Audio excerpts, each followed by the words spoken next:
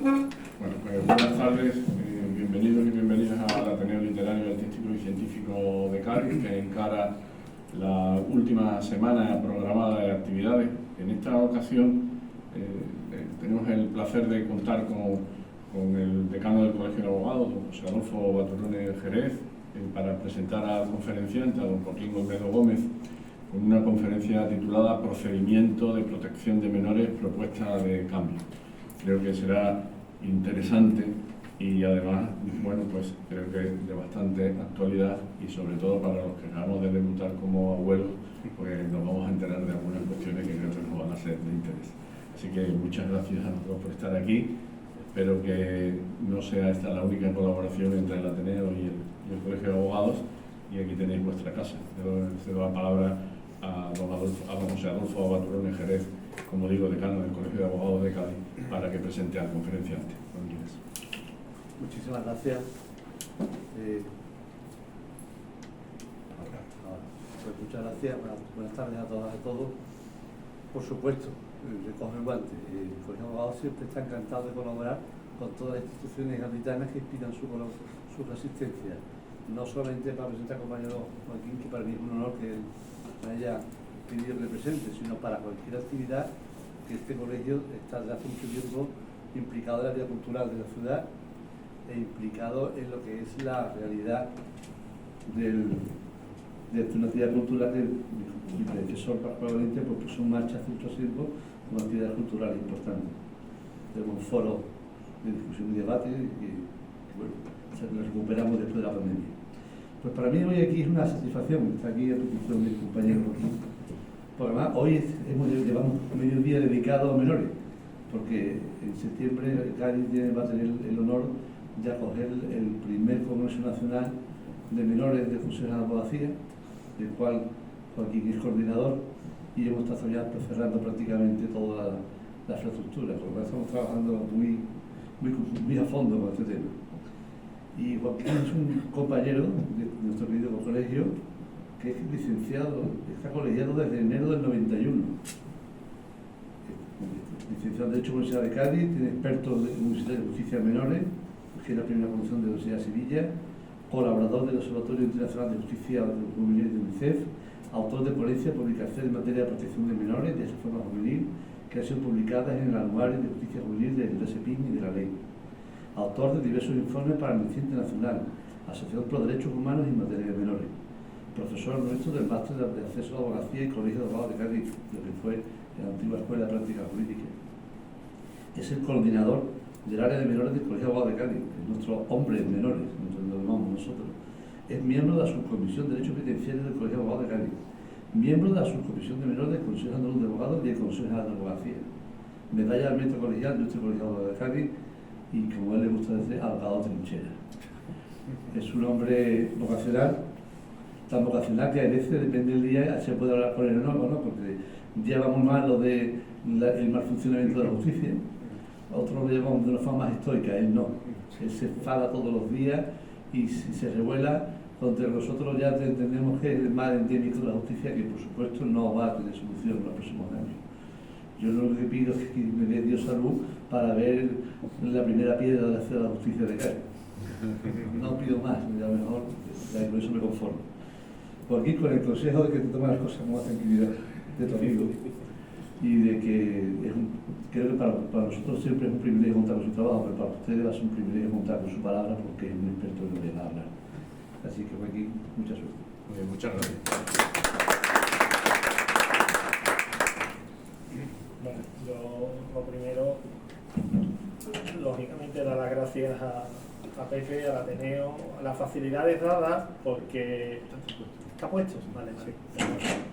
A las facilidades dadas porque además agradeceros la asistencia, porque aunque te parezca poca, pero al final esto se va a ver después en el vídeo, en repercusión, y lo que yo pretendía, y además era la idea con José Adolfo, es que la ciudad de Cádiz se vaya enterando de que el 12 y el 13 de septiembre vamos a tener en Cádiz, en la ciudad de Cádiz, el primer Congreso de Infancia y Adolescencia del Consejo General de la Abogacía Española. Digo lo de infancia y la adolescencia porque estamos intentando cambiar la nomenclatura. Evidentemente, desde nuestra subcomisión del Consejo General lo de niños, niñes y otras historias no lo llevamos bien. Entonces, como en menores podemos decir infancia y adolescencia, pues todo el mundo entra, lenguaje que todo el mundo entiende y nos entendemos todos, y además consiguiendo normas internacionales que vienen de Naciones Unidas, ¿no? Tenemos la gran fortuna en Cádiz que UNICEF está muy interesada en el trabajo que se está haciendo desde el Consejo General, en donde estamos informando sobre algunas leyes, nos estamos examinando en la Convención de Derechos del Niño. Esto es una cosa que muchas veces el gran público no sabe, pero los estados se examinan cada 4 años, todos los estados que han suscrito la Convención, y mandamos una serie de informes, lógicamente informes de estado, informes de actores, en este caso jurídicos, que actuamos, pero que no somos el Estado y que podemos dar una visión más crítica del sistema. Estamos trabajando en reformas importantes y retos importantes que tenemos los colegios de abogados, como el abogado del niño, que he implementado, como ya hablaré, desde la OPIBI, desde la Ley Orgánica de Protección Integral de la Infancia. Estamos intentando dar derecho y poner voz a los que no tienen voz, ¿no? Nos decían en la Edad Media que los abogados éramos voceros, ¿no? Porque poníamos voz, ¿no? Pues aquí hay que poner voz al que no puede tener voz, y en ese aspecto sí me siento abogado de trinchera, sí me siento muy orgulloso y sí me tengo que cabrear enormemente, y lo siento mucho hablar así. Y creo que ya a mis 60 años, difícil que cambie, pero es que cuando tú estás sin tu hijo y pasan meses y meses y meses y meses en espera de juicio, yo apelo a las madres, porque los padres tenemos un sentimiento y las madres otra. Cuando tú estás sin ver a tu hijo, cuando tú quieres ver a tu hijo, cuando tú no sabes qué pasa, esa sensación y esa soledad en los despachos, del despacho del abogado, es complicada, ¿vale? Entonces por eso uno se mosquea un poquito, salta y parece que siempre está enfadado. Pero bueno, después los que me conocen saben que perro ladrador poco mordedor, vamos, soy llevable, ¿no? Bueno, mirad, yo voy a intentar hacer un breve panorama, ¿no? Un breve panorama de lo que es ahora mismo el proceso judicial y administrativo de... No, está la pantalla completa. Ah.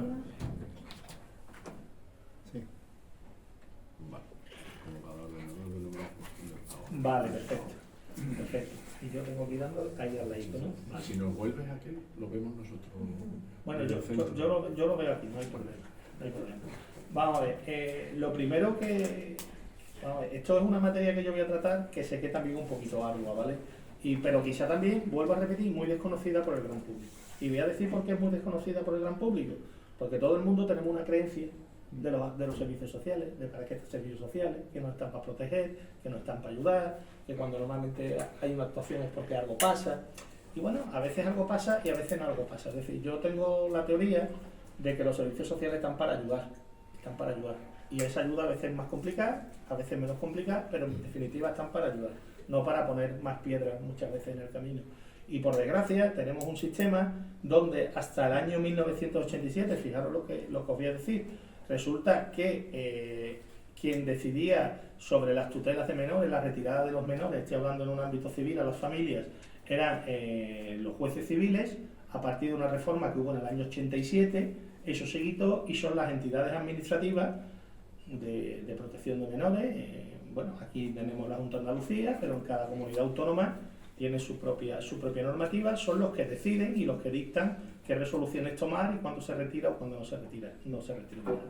Claro, eso tiene una serie de problemas que después iremos absorbiendo, porque claro, estamos ante actuaciones administrativas que evidentemente ese control de esa actuación administrativa lo hace a posteriori un juez, con lo que ya sabemos que por mucho que hayan querido acortar el procedimiento, al final, por desgracia, pues no se acorta.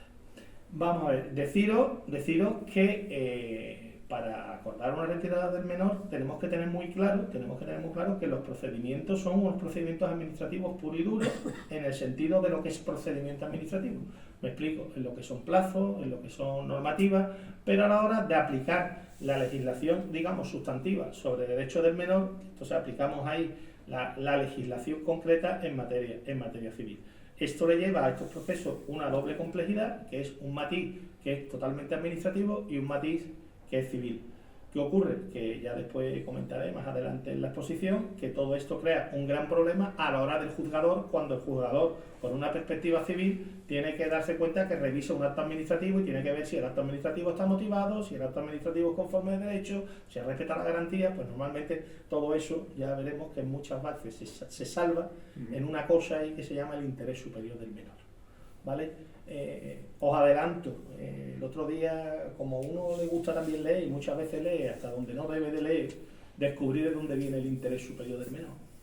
¿Y sabéis de dónde viene la idea del interés superior del menor? Pues de unos fueros que había en la Edad Media, que existieron hasta el siglo XV, que protegían el derecho de pernada y protegían el derecho de los menores bastardos.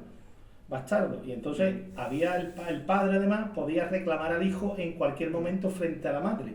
Y entonces en una resolución que hay del Foro de Aragón habla del interés del menor, y ahí se habla del origen del interés del menor. Es decir, que al final el interés del menor no es lo que estamos hablando ahora de la Convención de Derechos del Niño ni nada, sino del origen del interés superior del menor. Pero en definitiva, lo que quiero decir con esta anécdota es que el interés superior del menor llega un momento que, y ya yo lo criticaré y lo diré a lo largo de todas las charlas, que no puede suplantar todo lo que no sean unas garantías dentro de un procedimiento, que además están para eso, para garantizar el procedimiento y para garantizar los derechos tanto del menor, del padre biológico, como en algunos casos donde hay familias acogedoras que ya están interviniendo con este menor. Bueno, esto también es algo más complejo de lo que parece, y es más complejo de lo que parece porque cuando a mí me hablan de la legislación de protección y me hablan que tenemos el Código Civil y la Ley de Enjuiciamiento Civil, pues yo digo que sí y no. Sí y no, porque el Código Civil y la Ley de Enjuiciamiento Civil nos dicen normativas, una de procedimiento y otra de aspectos sustantivos, pero después nos encontramos con que aquí la madre del cordero son las 17 administraciones autonómicas, ¿vale? Y las dos provincias que se llaman provincias autónomas, pues el de Melilla, o ciudades autónomas que además, no os lo perdáis, tienen su propia regulación. Con lo cual, en la legislación de protección de menores tengo 17 legislaciones autonómicas más una de las ciudades autonómicas. 18 legislaciones que, evidentemente, como veis, el que actúa en Andalucía, estoy con la de Andalucía. Pero si uno es letrado a nivel nacional y mueve menores a nivel nacional, pues me encuentro con que, por circunstancias de la vida, estoy teniendo bastantes temas en el País Vasco, y allí me encuentro que todavía es peor. Porque allí no solo tengo la ley vasca, allí además tengo diputaciones forales que además tienen sus propias ordenanzas, y la Diputación de Vizcaya tiene una ordenanza, la de Guipúzcoa tiene otra y la de Vitoria-Gasteiz tiene otra. Con lo cual, locura no. Lo siguiente. Hombre, tienen el detalle que no solo está en euskera, también está traducido al castellano, con lo cual por lo menos se puede uno defender algo. Las leyes de infancia autonómicas están cambiando a medida que está cambiando todo lo que es la normativa. Es decir, nosotros, por ejemplo, en Andalucía teníamos la ley del 98 y la ley del 98 se ha cambiado recientemente, como veis ahí, por la ley 4/2021, que creo que ha puesto, sí, 2021, está bien puesto. No, está bien puesto, está bien puesto. No, está aquí. Vale, perfecto, perdóname, yo con la técnica también me peleo, ¿eh? No... Ahí esa es la siguiente, perfecto. Entonces, vamos a ver, esta ley de protección a la infancia de Andalucía, pues lógicamente se tuvo que ver reformada por las leyes que vemos ahí de protección del menor, la ley 26/2015 y la 8/2015. ¿Por qué?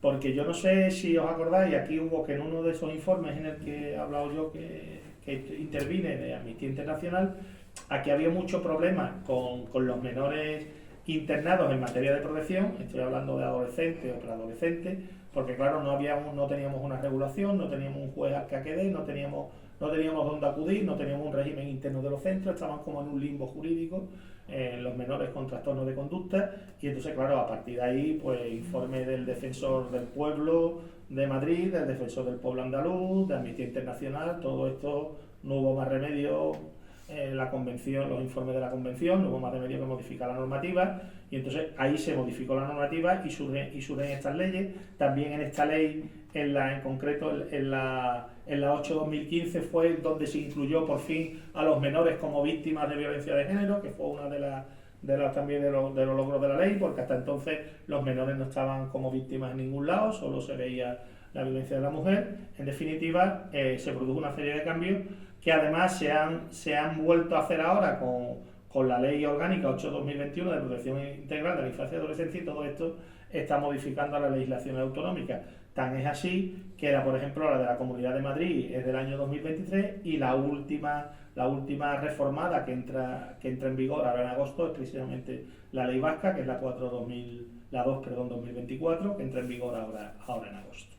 Que, por cierto, es una ley bastante completa, pero claro, tiene casi 400 artículos, casi se han hecho un código del menor, pero claro, es que regulan todo, es decir, regulan protección, regulan reformas, el menor en el deporte, el menor en espectáculos públicos, han regulado prácticamente todo en una sola normativa, cosa que tampoco veo mal, a no tener que estar buscando una cosa, otra cosa y otra. Después tenemos la Convención de Derechos del Niño, los instrumentos de Naciones Unidas y un convenio europeo sobre el ejercicio de derechos del niño, que lo tengo aquí, y el que me vais a permitir, ya que hemos hablado de los problemas de la justicia, es que yo esto no me puedo resistir, es que lo tengo que poner en todos los escritos, es que lo tengo que poner, que es el artículo 6 y 7. Además, esto me hace a mí una gracia enorme, y esto lo digo a título de que pensemos. El convenio se aprueba el 15 de enero de 1996. ¿Sabéis de qué fecha es el instrumento de ratificación de España? 11 de noviembre de 2014. Hombre, ha llovido un poquito. Ahora cuando yo veo ahora, que me parece estupendo, yo soy el primero que estoy encantado con todos los movimientos de infancia, con Save the Children, con UNICEF, con todas que hay cosas que tardan 10 y 11 años en entrar en vigor. Vamos a ver, cuando el artículo 7 de este convenio te está diciendo que en los procedimientos que afecten a un niño, la autoridad judicial deberá actuar con prontitud para evitar toda demora inútil y deberá existir procedimiento encaminado a seguir una rápida ejecución. Hombre, estamos hablando de lo que estamos hablando. Usted no puede estar con un procedimiento de estos 2 años, 3 años o 4 años, porque el niño crece además.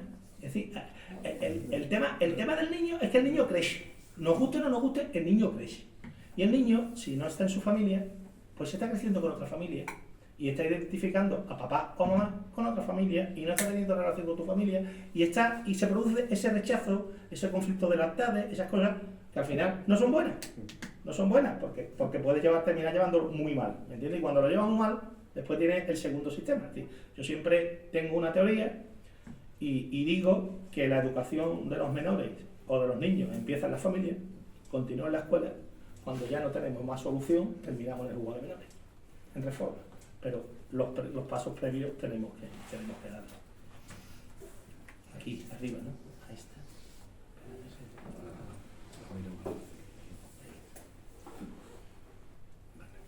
Vale. Mira. Vale, le voy dando la flechita, perfecto. Ya nos iremos, poquito a poco nos iremos, a lo largo de que vayamos, nos iremos aclarando con el ordenador, no pasa nada. Vamos a ver, el sistema de protección de menores que articulan las leyes estas, que son las últimas que reformaron la ley 196, se basa principalmente en 3 puntos básicos, ¿no?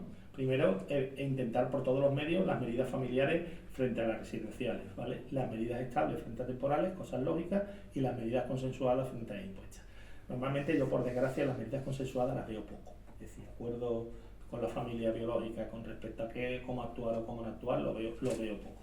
Las medidas estables frente a temporales, os puedo decir que depende de qué comunidad autónoma me encuentre. Por ejemplo, Andalucía en este aspecto sí suele ser muy rápido en vía administrativa a la hora de ir adoptando resoluciones en cadena en materia de menores.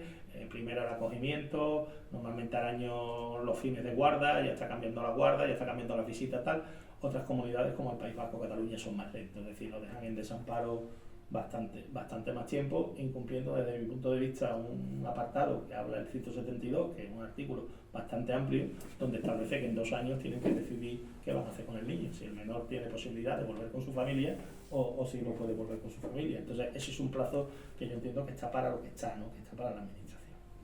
Después es importante entrar aquí en una cosa que yo voy a ir resumiendo, pero que sí me parece muy importante, y en esto sí voy a insistir otra vez en la ley esta vasca, la 4/2024, que entra en vigor en agosto, porque he visto una cosa que me parece muy acertada. Es decir, se intenta modificar la reforma legal y se modifica esto en el año 2015, porque se pretende que no vayamos directamente a las administraciones a decir el niño tiene que estar en unas circunstancias que hay que quitárselo de la familia. Entonces, lo que se pretende es llevar a la consecuencia de servicios sociales de primero qué es lo que pasa, cómo podemos actuar con el menor dentro de la familia o tenemos que retirarlo porque hay una situación grave.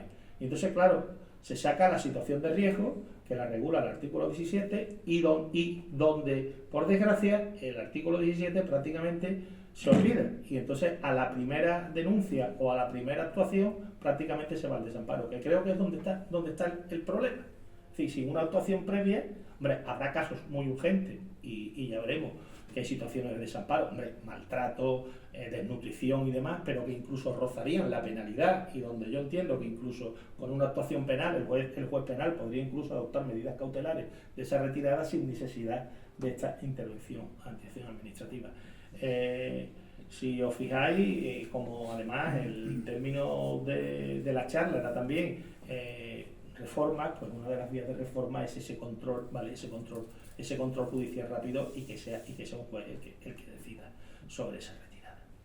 Y os decía lo de la ley vasca con respecto a la situación de riesgo, porque la situación de riesgo, como se está contemplando ahora mismo en esta ley nueva, que ya digo que es la última que ha salido en materia de protección a nivel nacional, que está regulando esto para el País Vasco, está hablando de un riesgo leve, de un riesgo moderado y de un riesgo extremo más cerca al desamparo. Entonces, en función de esa valoración de riesgo, así intervienen los distintos organismos de servicios sociales, que normalmente son los servicios sociales de base, que son los ayuntamientos los primeros que intervienen, y son los que empiezan con esta actitud, con estas actuaciones, y los que toman esas resoluciones.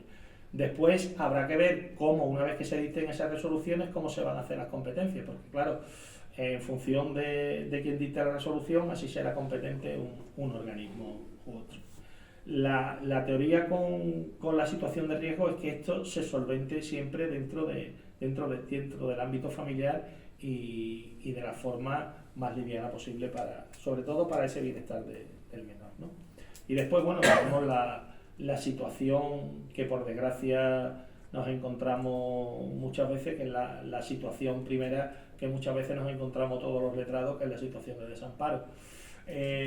Bueno, aquí sí hay una cosa que se echa de menos, y es la intervención letrada y la ayuda letrada, digamos, a los afectados desde el propio procedimiento administrativo. Porque normalmente ante la llamada de servicios sociales, los afectados actúan solos, actúan sin asistencia jurídica. Hay veces que se le dice desde la misma administración que no necesitan en este trámite abogados. El sistema nuestro de justicia gratuita no lo prevé, la posibilidad del nombramiento de letrado para el expediente administrativo. Es otra de las cosas pendientes que tenemos en los módulos nuestros de pago, de compensación. Y efectivamente, claro, se encuentra muchas veces la familia sin asesoramiento jurídico, solo ya cuando llega la retirada, ¿no? Está regulado en el artículo 18 de la ley orgánica. Es la situación más grave para la integridad del menor, para su desarrollo, para su bienestar.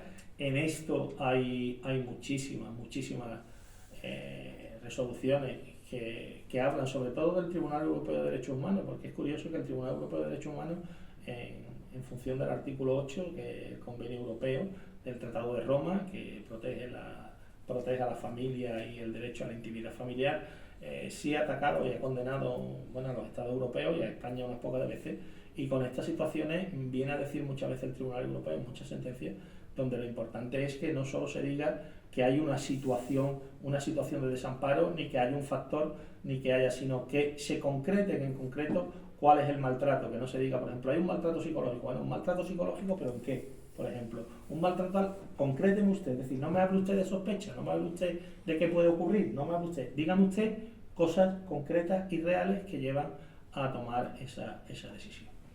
Evidentemente, vuelvo a lo mismo que os he comentado antes, es decir, no es un incumplimiento grave de las condiciones de guarda, una inducción, por ejemplo, a la mendicidad, a la prostitución, un maltrato con lesiones, tal. Evidentemente eso puede dar lugar, entiendo yo, y vuelvo a repetir lo mismo, a actuaciones de un más calado, incluso hasta de índole penal, y donde se pueden adoptar medidas cautelares, vuelvo a repetir, con un derecho de defensa, con todas las garantías que cuando se adopta una resolución por la administración, pues lamentablemente no se producen, ¿vale?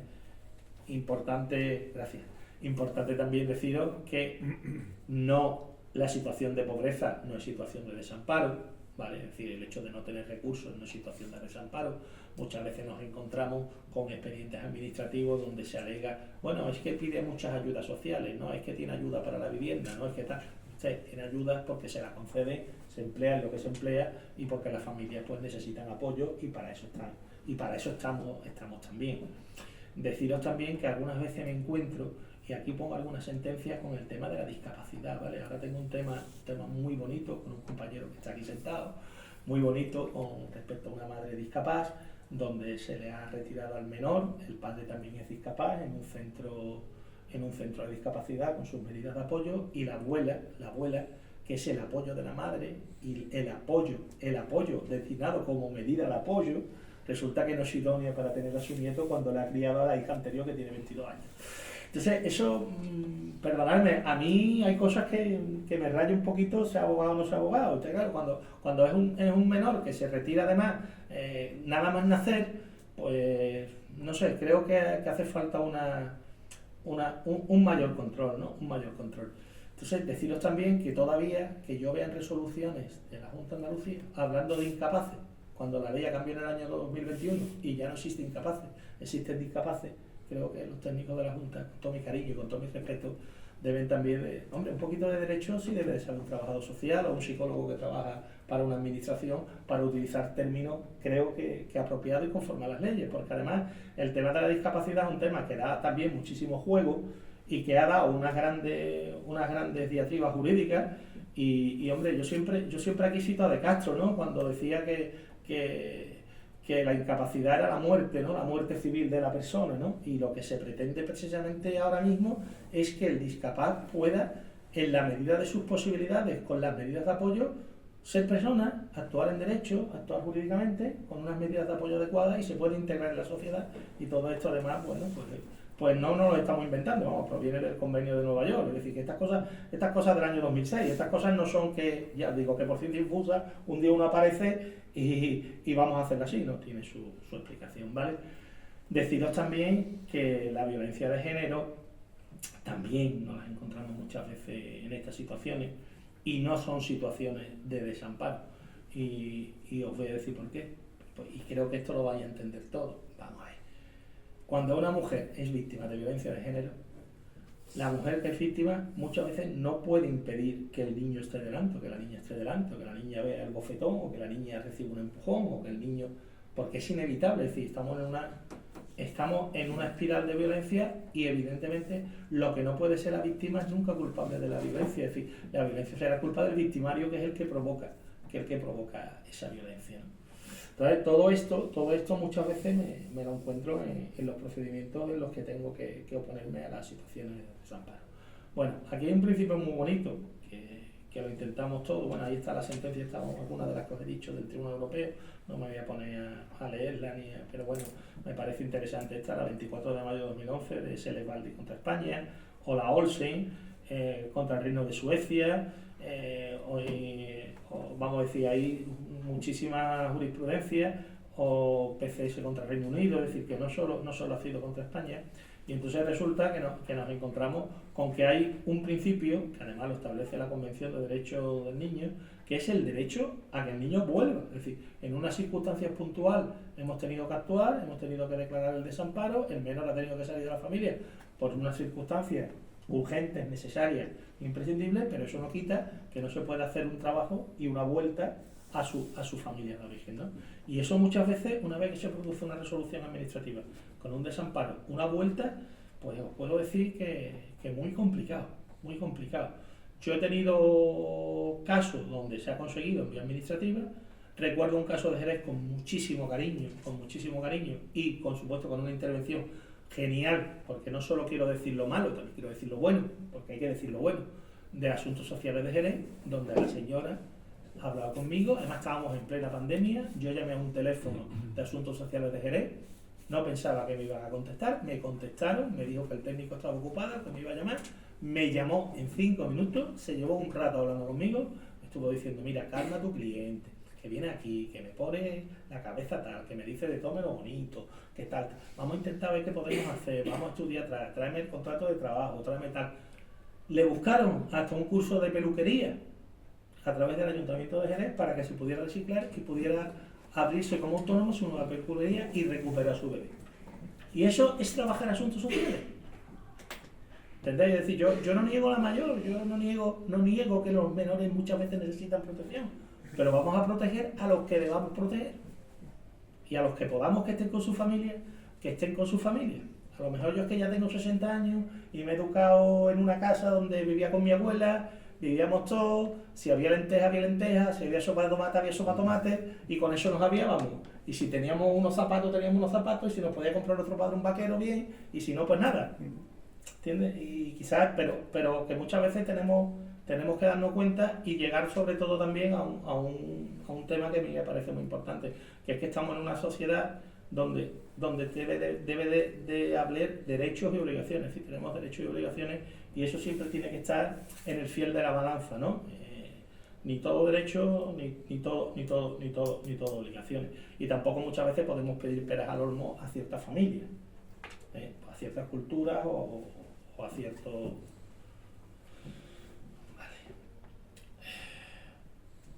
Vale, aquí estamos con lo que yo antes os comenté de lo que es el interés superior del menor, ¿vale?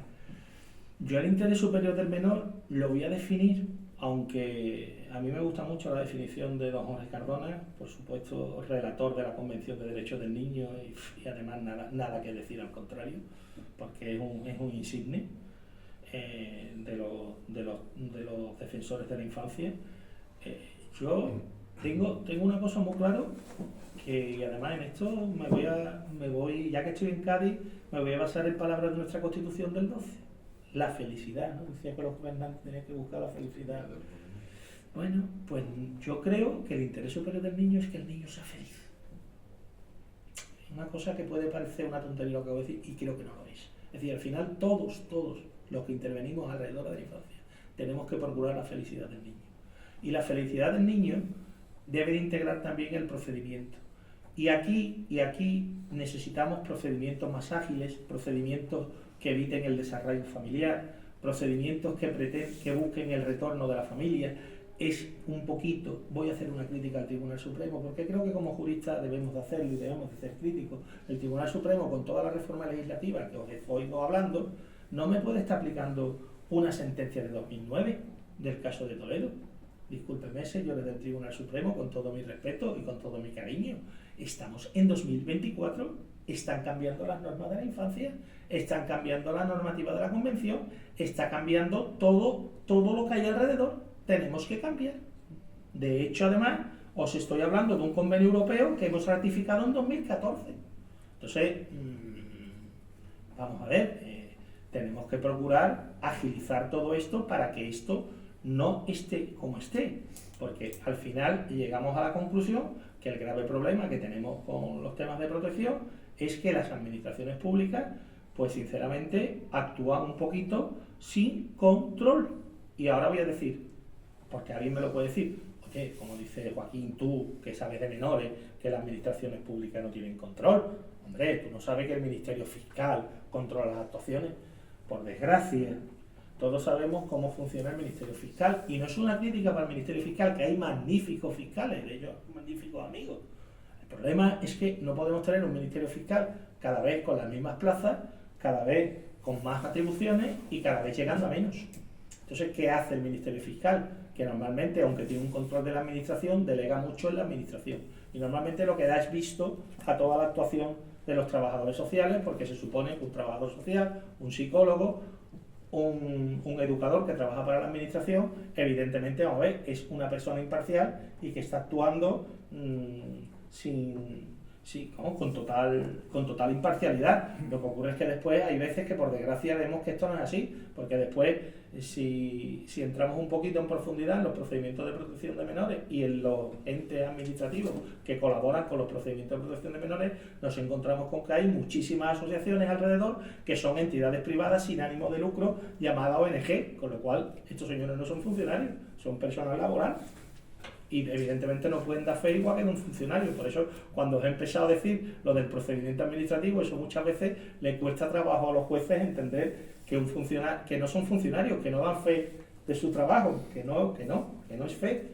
Pero claro, hay un informe ahí que dice que te pasa esto, que tú tienes un trastorno, y ya te puedes buscar un forense que te diga que no, que tienes el trastorno. Y ahí es por donde vamos el problema, ¿no?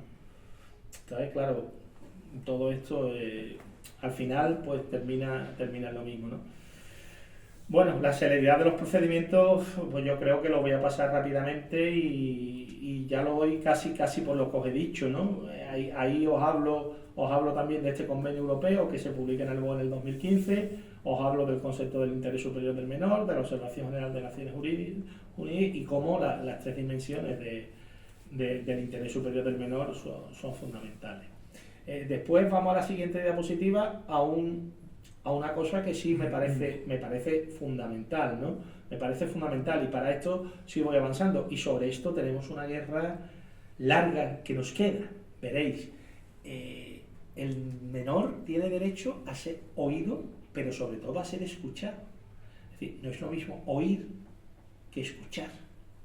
Escuchar requiere algo más. ¿Y qué ocurre? Que a partir de 12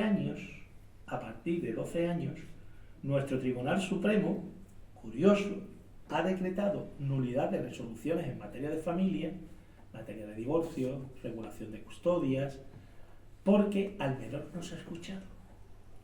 Curiosamente, en materia de protección de menores, 3 procedimientos que he llevado yo ante el Tribunal Supremo me lo han rechazado y no han entrado en lo más mínimo porque no se ha escuchado al menor. Entonces, ¿de qué estamos hablando? Si estamos hablando en materia de infancia y adolescencia, tan menor es el menor de una familia que se está divorciando como un menor que está tutelando una administración pública y que sus padres están intentando recuperarlo. Al final es menor. Lo mismo que hay una sentencia por ahí, cuando ocurrió el tema del salto de la valla, de menores y demás de Melilla, que sí es verdad, en donde se hablaba de la necesidad de nombrar un abogado y demás, que fue precisamente en un tema de protección contra el gobierno de Melilla, porque claro, como eran considerados menas, entonces entraban dentro del sistema de protección. Y entonces el juez de menores de Melilla llegó a decir que tenía que nombrar un abogado y que había que escuchar a ese menor. Entonces, al final, tan menor es el mena, como tan menor, al final son menores. Todo el que no tenga 18 años en nuestro país es menor de edad. Y por lo tanto debe de ser protegido. Y hoy se ha dejado ya a un lado el criterio de la edad, porque hasta esta reforma de 2015 existió un criterio diciendo, bueno, a partir de 12 años hay que escuchar, menos de 12 años no están maduros. Hoy hay niños de 10 años y de 9 años más maduros que algunos de 60.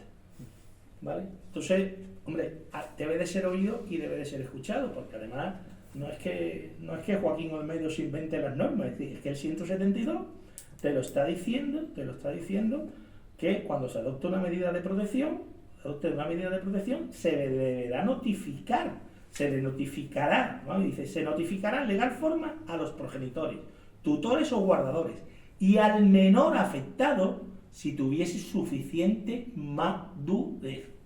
Y esto, las administraciones públicas decretan el desamparo y no le dan traslado al menor. Y el menor puede pedir un abogado y hasta lo puede impugnar él, porque el menor es sujeto de derecho. esto no me quiero alargar mucho, pero excurso sí debo de decirlo. Es que en protección de menores, así como en reforma juvenil, en procedimiento penal de menores, hemos adoptado que el menor es sujeto de derecho y es responsable de sus propios actos, y se adopta una medida para que sea consciente de que ha cometido un delito o un error y que tiene que repararlo de alguna manera con una medida, y es sujeto de derecho, aquí en materia de protección todavía no, y todavía no tenemos un juez que diga esto hay.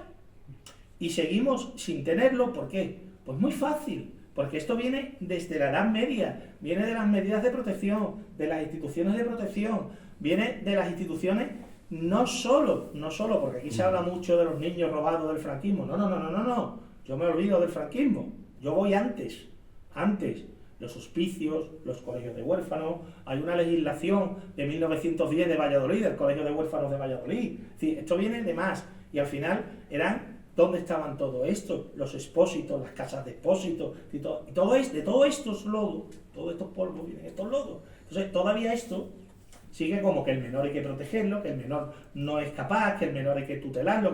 No. El menor tiene derecho a ser oído y escuchado porque es sujeto de derechos y tiene derecho a tomar sus propias decisiones si tiene suficiente madurez. Y a lo mejor el menor pues quiere estar con su familia o quiere estar con una abuela que puede en un momento dado prestar ayuda. Bueno, ¿cuántas abuelas, todos los que hemos trabajado penitenciario, cuántas madres y cuántas abuelas han ayudado a salir de problemas con la drogadicción y demás sus hijos? ¿Cuántas? Y se han dejado la vida en atender a sus nietos. Y son sus familias cercanas, ¿no? Y eso hay que potenciarlo. Y ahí hay que escuchar al menor siempre. Y aquí todavía además me sorprende de que incluso en alguna charla que he tenido yo con algún magistrado y demás sobre este tema, que es verdad que en Cádiz es cierto que en los temas de protección de menores sí hay que romper una lanza a favor de la sección quinta, sí lo tengo que decir, porque sí es verdad que sí está permitiendo unas actualizaciones de los informes, escuchando al menor si no se escucha en primera instancia, señalándonos vistas a la vista de estas exploraciones. Pero sin embargo hay otras audiencias provinciales que, por ejemplo, en las del norte pues casi ninguna, es decir, que se obvia porque se dice que como el menor ha sido escuchado a través de los técnicos, pues no es necesario escucharlo. Disculpadme, no es lo mismo que yo hable con el menor que hable con el técnico. A mí se me caían las lágrimas hablando con una compañera de Madrid que también es abogada alemana, porque está colegiada en Alemania y en España, y hablando un poquito del sistema de protección en Alemania. El sistema de protección en Alemania es un juez directamente el que ante una alerta de un tema de protección de menores viene servicios sociales, pero el que comprueba ipso facto los hechos es un juez. En Francia, por ejemplo, es un sistema mixto, pero que tampoco me parecería mal una implantación en España. Es decir, actúan servicios sociales, nos mandan al juez y el juez hace una investigación y tras una vista decide, en una vista rápida, cómo hacer las cosas. Aquí tenemos un procedimiento que podemos aplicar, que es la entrada de domicilio, que se regula en la ley de enjuiciamiento civil, cuando hay un grave riesgo del menor y hay que entrar en la casa, bueno, pues ese procedimiento que se establece de una manera rápida en 24 o 48 horas se puede activar en este procedimiento, es decir, ante un riesgo grave, en 24 o 48 horas tiene la autoridad judicial, entiéndanos, que decidir qué se hace con el menor. Entonces, todo eso son vías de reforma que yo creo que además estamos hablando de un derecho europeo, es decir, estamos hablando de Alemania, estamos hablando de Francia, estamos hablando de Bélgica, estamos hablando de países de nuestro entorno, donde lo hemos copiado en otras materias y que aquí tenemos que ir copiando. También es verdad que aquí, al entrar con el abogado del niño, no me resisto a decir que nuestro sistema de justicia gratuita, dentro de todo lo que nos pueden criticar, es de los más abiertos a la hora de dar a los justiciables la posibilidad de este beneficio. Porque claro, cuando ahora mismo hemos tenido algún debate que estamos empezando a estudiar cómo implantar el abogado del niño a nivel de colegio de abogados, nos encontramos con que, claro, el sistema de justicia gratuita que va a ser para todos los niños, para unos niños concretos, ¿cómo se va a hacer? Porque claro, nosotros sí tenemos un sistema de gratuidad universal de justicia si se dan los requisitos, pero por ejemplo, esto en otros países no hay, ni en Francia, ni por ejemplo en Alemania, ni por ejemplo en los países sudamericanos que sí tienen implantado el abogado del niño. Por ejemplo, Chile y Argentina lo tienen implantado, pero ¿qué pasa? Que en Chile y Argentina los defensores del niño son funcionarios, es decir, son funcionarios, están dentro de las defensorías públicas y son funcionarios. En Francia, por ejemplo, está con carácter universal y se nombra con carácter universal, pero el sistema para ir a la justicia gratuita, no es el mismo que el nuestro. Entonces, claro, todo esto, el sistema en España de justicia gratuita, que me corrijan los decanos que tengo en sala, creo que está demostrado que es de los bastante, como el derecho de bastantes prestaciones de cara al justiciable, y prácticamente se cubre casi todo, ¿no? Casi todo. Oye, otra cosa es que después con más o menos eficacia, ¿no? En función de...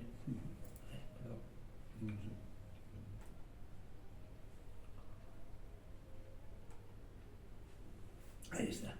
Vale, bueno, esto ya era un breve resumen de los derechos que establece el niño dentro del abogado del niño, ¿no? Que es la Convención, ¿no? La Convención Europea de Derechos del Niño, que establece el derecho a ser informado, a expresar su opinión en el procedimiento, a recibir la información pertinente, a ser consultado, a expresar su opinión, a ser informado, a las posibles consecuencias de esta decisión, el derecho a solicitar la designación de representante, que esto es lo que ahora mismo el artículo 14 de la LOPIBI, de la Ley Orgánica de Protección de la Infancia y la Adolescencia, ha trasladado, que es la posibilidad de que se le nombre letrado, ¿no? Decir también que en derecho de menores, también deciros que aquí todo el personal también suele ser especialista, es decir, aquí no debe de actuar cualquiera que no sepa de menores, porque igual que ocurre en materia de reforma juvenil, que lo provee la propia Ley Orgánica de Responsabilidad Penal del Menor, aquí yo entiendo que también, que no es lo mismo un procedimiento de familia que un procedimiento de protección de menores, es decir, tenemos que ser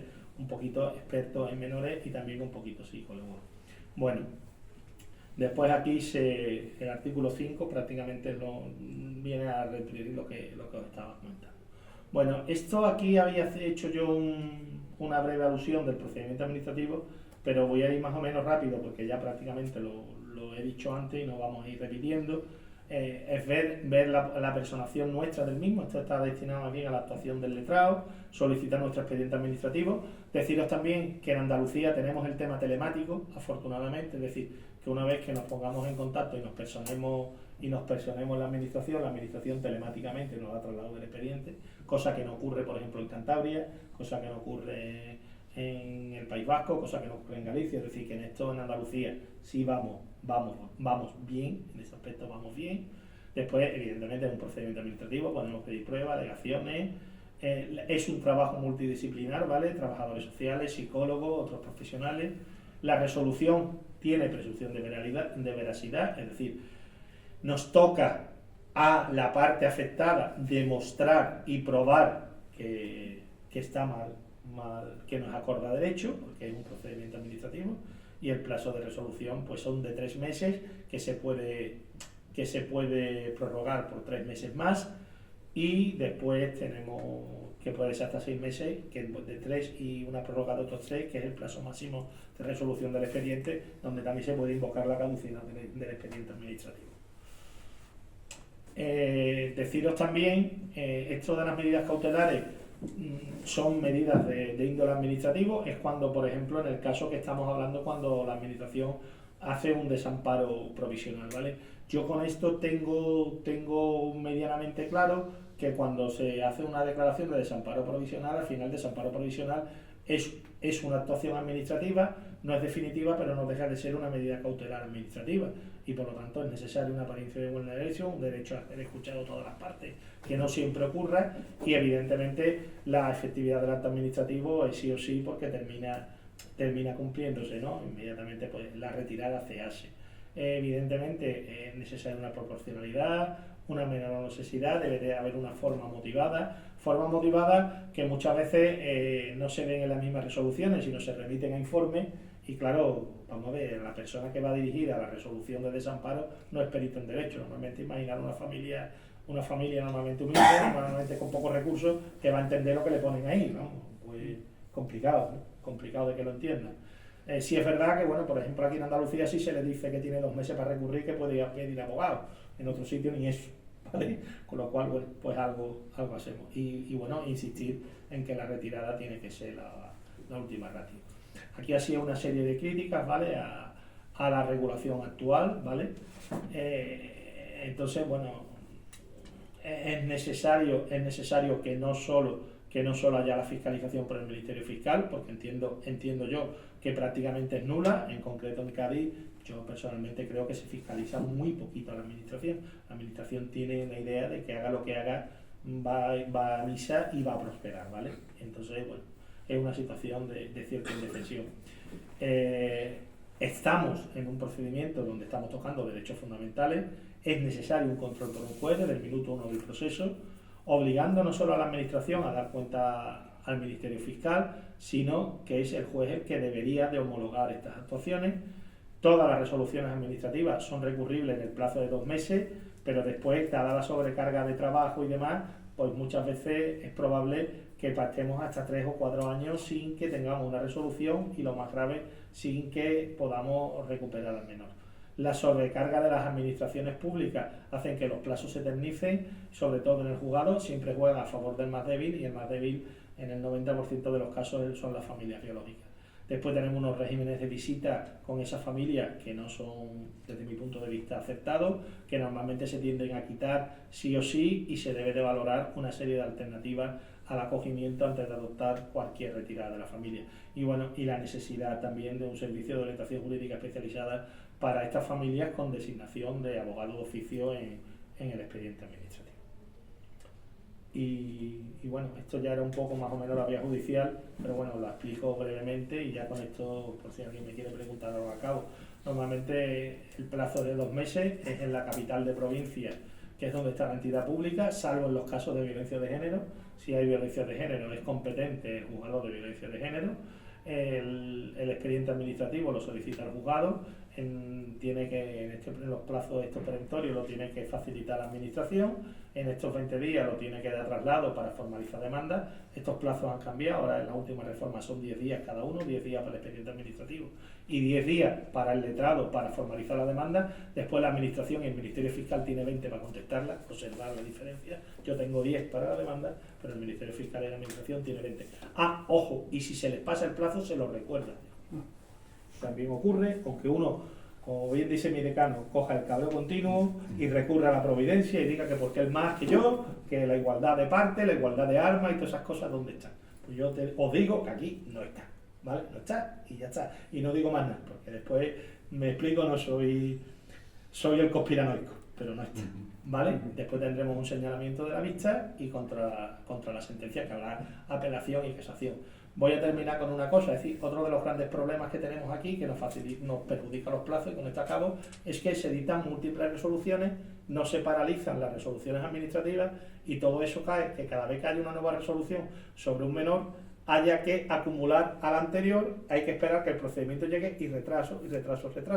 Si además me ocurre, como un caso que tengo, 6 niños retirados de la familia, y de cada niño me dictan una resolución, pues multiplicado 6 por 3, porque son la de acogimiento provisional, la de acogimiento definitivo y la guarda por fin de adopción. Pues tengo 18 resoluciones recurridas, con lo cual ese juicio no lo voy a ver yo. Bueno, los niños harán la mili, bueno, la mili no sé, o se irán a ganar lo que sea y recuperarlo pues en la vida, ¿vale? Y bueno, muchísimas gracias y a vuestra disposición.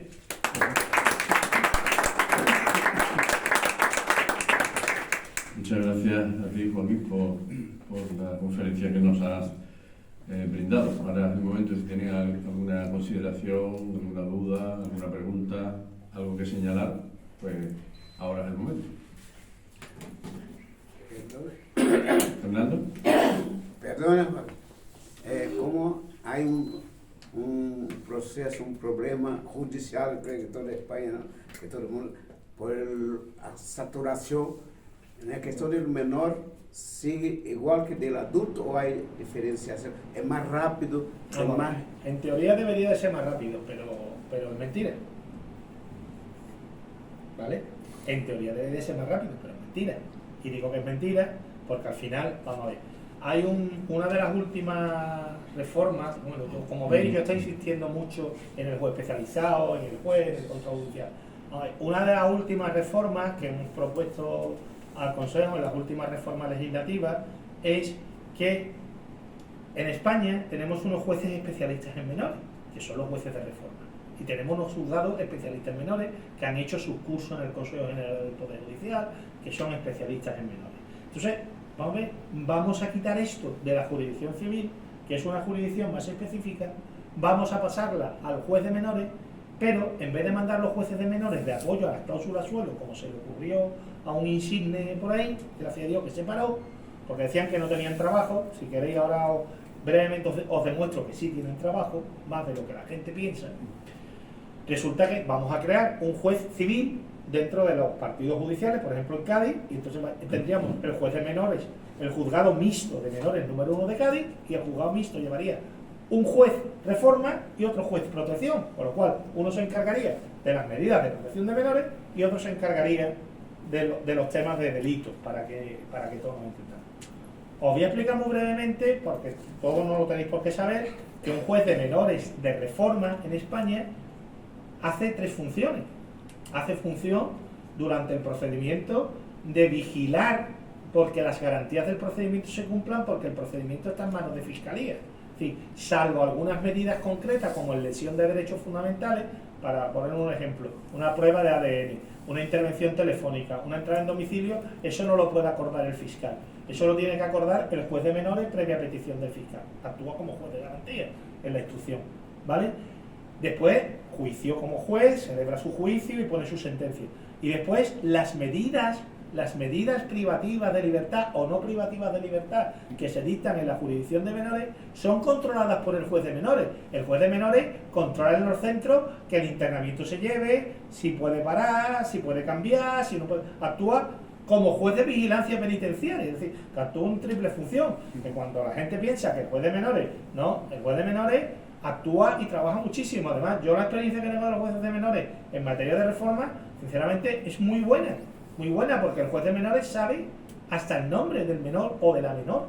Te habla de Antonio, de Pepi, de Manuela, de Jennifer, porque ya Manuela tal, ya vamos a otro, pero me explico, no, de Carla. Es decir, te habla con su nombre. Hombre, a mí, que yo estoy hablando con un juez de un menor que estoy llevando en reforma, que está en un centro, y me está diciendo la vida y milagro, porque además va al centro sin que el centro lo sepa y va a entrevistarse con el menor, hombre, a mí eso sí me da garantía. ¿Sabes? ¿Por qué no podemos aprovechar eso en materia de protección? Y después, otra cosa que aprovecho para decir, yo creo que hay un gran problema en el sistema de protección de menores y es la transparencia. Señores, decid lo que hacéis y cómo lo hacéis. Yo recuerdo un tema que tuve donde era un señor que vivía, bueno, era un alemán, que vivía estupendamente en Conil, en muy feliz en su caravana, pero tenía una requisitoria de su país de un tema de salud pública. Claro, estaba con su hija feliz y contento, y la niña de 6 años, ¿qué hace cuando viene la requisitoria de Alemania y toda la policía se lo lleva para Alemania? ¿Qué hace con la niña en ese momento? Sí, son cosas que creo que hay que explicar, ¿no? Porque desde la transparencia, desde la explicación, todos nos entendemos, ¿no? Y hay cosas que podemos llegar a comprender. Bien. Sí, muchas gracias, Joaquín, por esta exposición y además tan vehemente, porque habla muy bien de tu empeño.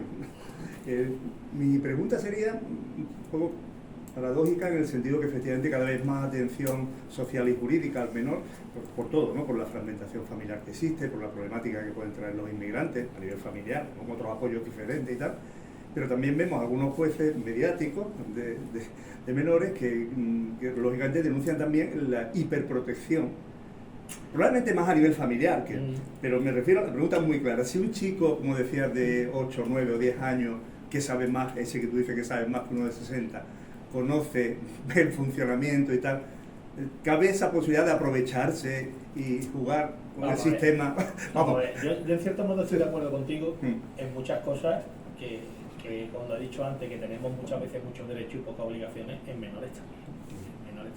Pero hay que llevar un punto de equilibrio, es decir, estamos a un punto de sobreprotección a nivel general, sí, que muchas veces sobreprotegemos. Mira, voy a poner un ejemplo y no era con un menor, es una cosa que me ocurrió con una amiga de mi edad que hacía mucho tiempo que no lo veía, la hija tiene mi edad, y era fisioterapeuta, le dolía la espalda y va a trabajar y a ver qué le pasa. Ay, la pobre que tiene que ir a trabajar, que no sé. Porque trabaje como hemos trabajado todos, le duele, ¿qué vamos a hacer? ¿No? Todos nos hemos tenido que levantar, no tenemos ganas, tal. Ay, la pobre, tal. Digo, ¿cuántas veces te has ido al trabajo? Sí. Digo, pues no sea más mamá pato. Es decir, cuando venga, le pone el carrito, le pone lo que sea, le pega un abrazo, pero tiene que ir a trabajar. Pues eso muchas veces con los menores se nos pasa, que se nos va de las manos, porque también en el modelo educativo tenemos que darle, a ver, que todos no son derechos, que todos no tienen. Con este tema voy a parafrasear a uno de los jueces de menores, a Calatayud, a mi amigo Calatayud, porque además Calatayud, voy a decir que es mi amigo, porque además es un tío que ha partido barreras, que defendía la jurisdicción de menores. Bueno, hay un libro que tiene él del Poder Judicial del año 99 que habla justicia de menores, justicia mayor. Es decir, como diciendo, oye, que esto no es... Entonces, con una larga trayectoria, o como pasa con Martín Hostos, catedrático de Procesal de Sevilla, que se dedicaba a menores cuando aquí nadie hablaba de menores, ¿no? Entonces, oye, todas estas cosas hay que tenerlo en cuenta. Y él muchas veces lo decía, es decir, que muchas veces cuando discutía con Ledijo decía, te voy a denunciar, pues denúnciame que yo soy el juez. No sé, una cosa así, ¿no? Entonces, a ver, en la vida hay que tener unas normas, en la vida hay que tener una educación, en la vida hay que tener un respeto, y eso lo tenemos que empezar a hacer desde la familia, Y muchas veces, y aquí parto una lanza muchas veces, porque los mismos padres nos equivocábamos. Yo no recuerdo peor sensación en mi vida que estaba en la puerta de Salesianos, bueno, Salesianos Cádiz, evidentemente el edificio antiguo antes de construir el pabellón, y estaba yo que me había echado de clase porque yo charlaba mucho, yo siempre he sido así, un trato, siempre estaba atrás y no me estaba callado, me echó el profesor fuera y vi entrar mi padre y mi madre por la puerta, pero entra mi padre, yo estaba echado en la cara, yo no quiero decir lo que a mí me entró por el cuerpo, lo que a mí me entró por el cuerpo. Entonces, estas cosas son cosas que hay que saber llevar, y hay que saber educar, pero después, claro, también tenemos que hacer un poco de reflexión como sociedad. Es decir, no podemos estar en un mundo muchas veces donde veo padres que con 40 y tantos años quieren ser adolescentes. Que la adolescencia es cuando es. No. Claro, ahí. Y después hacemos a los niños muy niños para muchas cosas y muy hombres para todas. Porque ahora mismo, bueno, yo no voy a entrar, pero las famosas sentencias esta del aborto, que claro, con 16 años para una cosa sí, pero para otra no.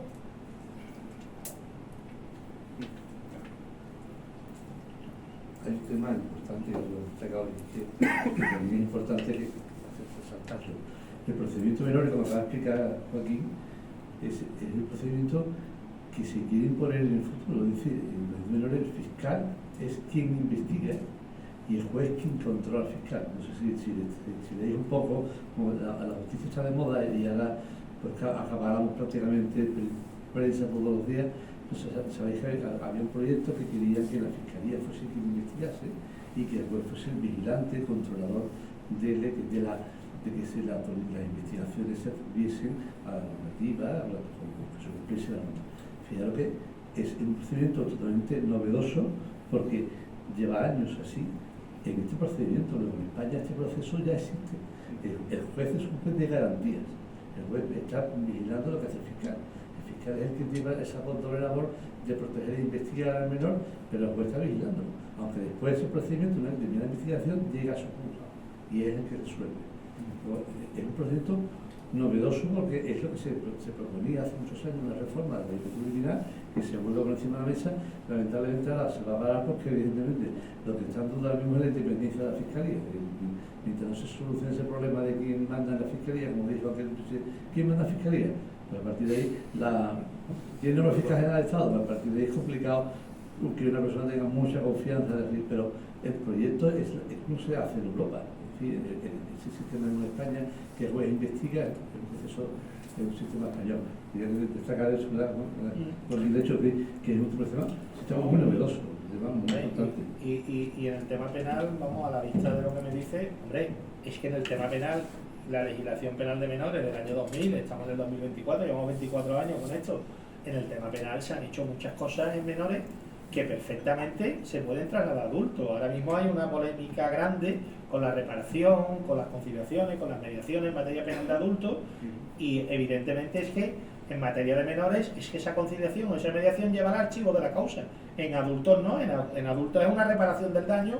Entonces tú al final dices, bueno, si al final pago y me va a reducir la multa, ¿qué tal? Entonces, para llegar a una verdadera reparación es necesario victimario, es necesario y eso ya lo tenemos en menores, con lo cual, oye, vamos a aprovechar lo que tenemos bueno, porque además la ley de menores de España, vuelvo a repetir, eso no nace por ciencia infusa, y cuando aquí critican mucho la ley de reforma y critican sin saber, con todo mi respeto, hombre, yo comprendo que una víctima es lógico que critique, que toda la historia, pero vamos a saber, es decir, esto no viene, la ley que se aprueba de menores es porque nosotros tenemos una ley de tribunales tutelares de menores del año 48, que hasta el año 92, que no viene el Tribunal Constitucional, que modifica la norma, porque no había ni los jueces eran jueces legos, no había letrado, no había nada, se tiene que modificar la norma, pero es que hay unas reglas Beijing o Pekín de Naciones Unidas, que son del año 1986, que nos obligan a esa reforma, y nosotros copiamos la ley de menores alemana. Y no lo hemos debido de hacer muy mal, cuando todos los países sudamericanos están adaptados a la legislación española. Y la legislación española, sinceramente, en materia de reforma, funciona. Y yo vuelvo a repetir, por mis manos han pasado niños que lo veo en Puerto 3. Pero por mis manos han pasado niños, que alguno hoy es médico, otro tiene su tallercito de moto, otro se busca la vida de albañil, el otro es psicólogo, incluso hay uno del que estoy muy contento, que está en un centro ¿cómo se llama? En Tierras de Oria, en Purchena, ayudando con todo el tema. Él ingresó en el centro por maltrato familiar, por maltrato con la madre. Y el tío se ha sacado su psicología y ha hecho las prácticas allí y está trabajando allí y está ayudando a las chavales que han pasado por lo mismo que él. Oye, eso hay que ponerlo en valor. Eso hay que ponerlo en valor. Aunque vea 5 en Puerto 3. Voy a decir como la Biblia, por uno que sabe, merece la pena trabajar. Porque eso es la sociedad. Esa es la sociedad nuestra. Y mi versión, que también lo hago por egoísmo. ¿Vale? Muy bien, ¿algún otro comentario o aclaración? Yo hago una reflexión en voz alta, si me lo permitís. Yo no soy abogado, soy médico. Y no sé si es una leyenda urbana lo de que la justicia es muy lenta. Es decir, los procedimientos pueden ser muy buenos, pero la aplicación de esos procedimientos, y me duele en el tema de protección de menores, ¿no?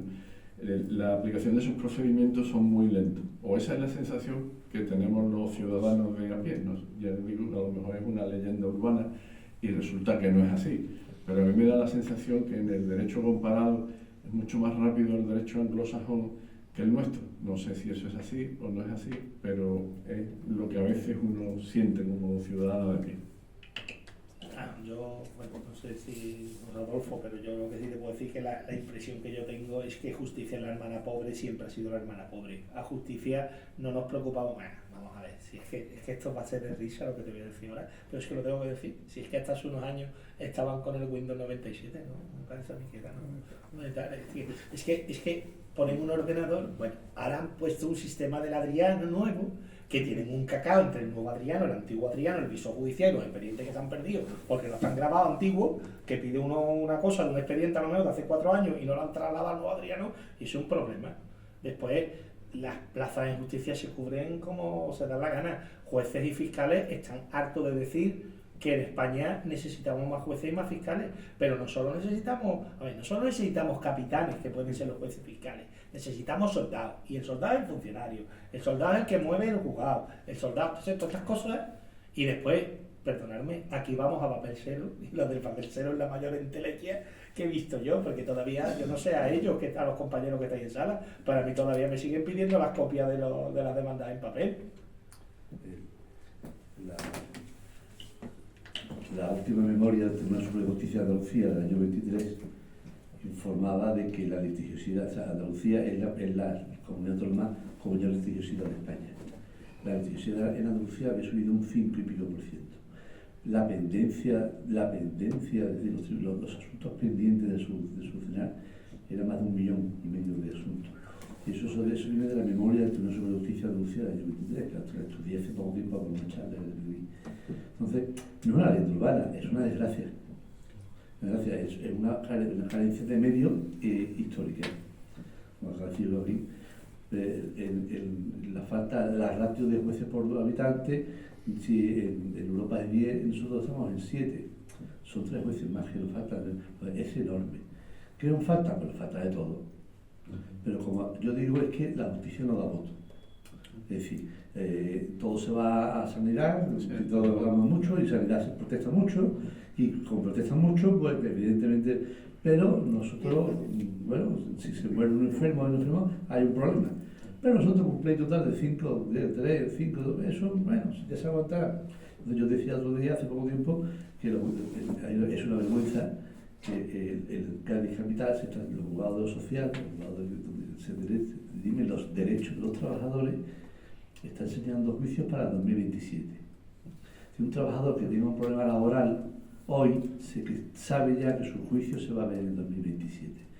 Eso, yo no sé cómo no salen a la calle los trabajadores, los sindicatos y queman barricadas, pero lo aceptamos. O sea, nosotros pues, somos los que vivimos de esto, pero nosotros vivimos de defender los derechos de los ciudadanos. Y nosotros somos los que vivimos de conflicto y de conflicto, pero es que nosotros sufrimos, como hace un médico con un enfermo, tiene un enfermo que no se mejora, nosotros sufrimos cuando esa persona que viene delante de nosotros y dice, mira usted que tengo este problema, y tú le miras a la cara y dices, usted me despido, pues usted hasta dentro de 3 o 4 años no va usted a ver, ¿y qué hago yo durante estos años? Pues aguantarse. Entonces, tenemos un mal endémico que va a peor, porque ahora el gobierno ha dictado un gran decreto precioso, donde tiene un decálogo de principios generales que todos vamos a ser iguales ante la justicia, la tecnología va a ser el número 1, vamos a ir en cohete. Pero no ha dicho quién pone dinero para poner. ¿Dónde está el dinero? ¿Fondo europeo? Yo todavía no he visto ni un euro. ¿Llegará o no? No, estoy seguro que no. Entonces estoy convencido. Entonces ahora estamos en un proyecto nuevo que se llama reestructuración, tribunales de distancia. Con los mismos jueces que tenemos, vamos a cambiar la estructura. Es decir, como que mucho la ministra, ahora vamos a desfilar de fondos, de 4 en fondos, de 3 en fondos, ahora vamos a ponerlos agrupados. Pero si son los mismos. Entonces, si son las mismas herramientas, vamos a ver el sistema, pero la verdad es que cada vez el ciudadano español está más formado y reclama más. Reclamamos por todo, reclamamos derechos de estos, reclamamos la comunidad de propietarios, reclamamos por todo. Eso se llama procedimientos judiciales, proceso, y aquí al final las herramientas, el problema es la sustitución de funcionarios. Bueno, hombre, el funcionario de justicia sabe de justicia. Yo recuerdo hace tiempo un funcionario que venía de la bolsa y se había dado citas previas del SAS. No, yo sé dar cita previa, que aquí no hay cita previa, aquí hay un programa informático eso que era más nimio nos lleva a convencimiento de que no hay voluntad. Es decir, hacemos leyes muy bonitas y decimos, vamos a hacer una ley magnífica, va a revolucionar, vamos a poner la justicia, y lo líos lo decía por tiempo. La justicia española va a estar al máximo nivel europeo, en el papel. En el papel, porque es verdad, yo reconozco que el otro día el Ministerio de Justicia ha desarrollado unas herramientas magníficas que solamente están en el territorio del Ministerio de Justicia, que casualmente son incompatibles con nuestro sistema informático de Andalucía. Luego, estamos a años luz de llegar a esta rapidez. Nosotros tenemos el hospital probablemente antes de que nosotros tengamos la primera piedra de la ciudad de la justicia. Y mi decano Pascual Valente, creo que ha asistido a dos colocaciones de primeras piedras y ha visto hasta 4 infografías, incluso paquetas. Pero ya cuando preguntan, ¿usted qué opina? Y yo, hasta que yo no la vea, pues no me quedo solo para arriba, no me creo nada, porque nadie somos los expertos en primeras piedras y en infografía. Entonces, realmente, que en Cádiz, que estemos diciendo que en Cádiz tenemos los juzgados en el campo de fútbol, la gente se piensa que somos. Es que gracias a eso son los gaditanos. No, en verdad es que nuestros juzgados están en el campo de fútbol. Que pueda ser una anécdota, puede ser divertido, pero a los que trabajamos dentro no nos divierte nada. Pues, tenemos una sala de vista con un zulo, cuando el funcionario acondicionado no funciona, tenemos un sistema lamentable, ¿no? Y cuando uno sale de aquí y se va a la justicia de Córdoba, la justicia de la ciudad, la justicia de Almería, la justicia por ahí, o Granada, pues uno piensa, los gaditanos evidentemente somos andaluces de tercera. Y de ahí, porque a veces cuando estas cosas vamos hablando de ellas, nos vamos doliendo, porque es una indolencia sistémica. Entonces, yo el otro día me quejaba por las sillas, del estado de las sillas de la sala de vista del juzgado de lo social.